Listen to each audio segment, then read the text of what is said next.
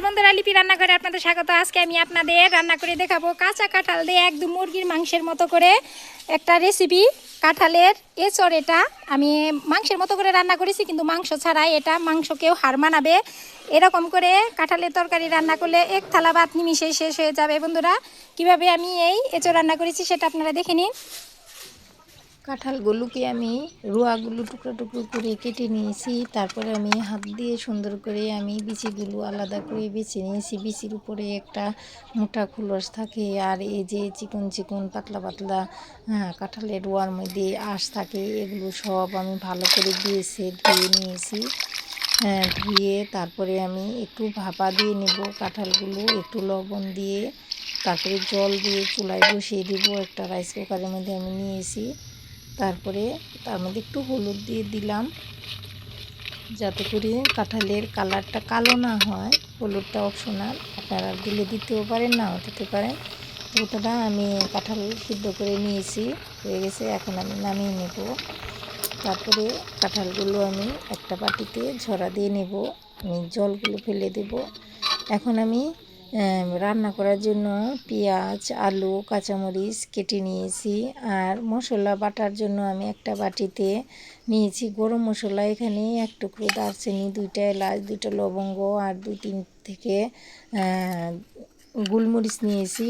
আর এখানে আদা, রসুন, শুকনো মরিচ, কাঁচামরিচ আর জিরা আমি বেটে নেব। আমি বেটে নিয়েছি। আর গরম মশলাও বেটে নিয়েছি। আর ফোড়নের জন্য নিয়েছি তেজপাতা, জিরা। আর এই যে কাঁঠালটা আমি ঝরিয়ে একটা বাটিতে নিয়ে নিয়েছি। এখন মশলার মধ্যে আমি বাটা মশলায় 1 চামচ হলুদের গুঁড়া আর 1 চামচ লবণ দিয়ে নিয়েছি। আর কড়াইতে আমি তেল দিয়েছি। এখন এই যে কেটে রাখা ছোটো ছোটো আলুগুলো একটু ভেজে নেব। তারপরে আলুগুলো আধা ভাজা হওয়ার পরে আমি কাঁঠালগুলো ভালো করে ঝরিয়ে ওই আলুর সাথে ভেজে নিয়েছি। এখন কাঁঠালগুলো নামিয়ে নেব। তারপরে কড়াইতে আবার তেল দিয়ে দিব। তেল দিয়ে এখন ফোড়ন দেব। ফোড়নের মধ্যে দিয়ে দিব তেজপাতা, জিরা।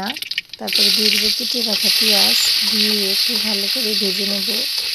তার মধ্যে দিয়ে দিব বেটে রাখা মশলা, আদা, রসুন, জিরা, শুকনো মরিচ, কাঁচামরিচ, হলুদ, লবণ একসাথে একটা বাটিতে আমি নিয়ে নিয়েছি। এখন মশলাটা দিয়ে একটু ভালো করে নেড়ে চেড়ে একটু জল দিয়ে নেব। মশলাটা আমি ভালো করে কষিয়ে নিয়েছি।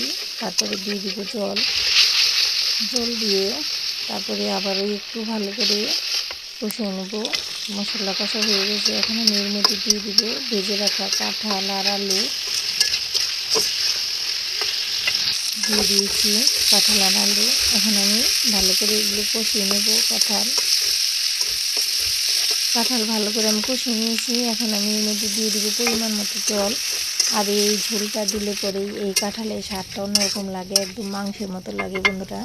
তো এখন আমি কয়েকটা কাঁচামরিচ কেটে দিয়ে দিয়েছি। আর এখন দিয়ে দিব বেটে রাখা গরম মশলা। হয়ে গেছে আমার কাঁঠালের এঁচড় রান্না। একদম মুরগির মাংসকেও হার মানাবে। এইভাবে করে আপনারা বাসায় রান্না করে খেয়ে দেখবেন, গরম গরম ভাতের সাথে খেতে একদম দুর্দান্ত।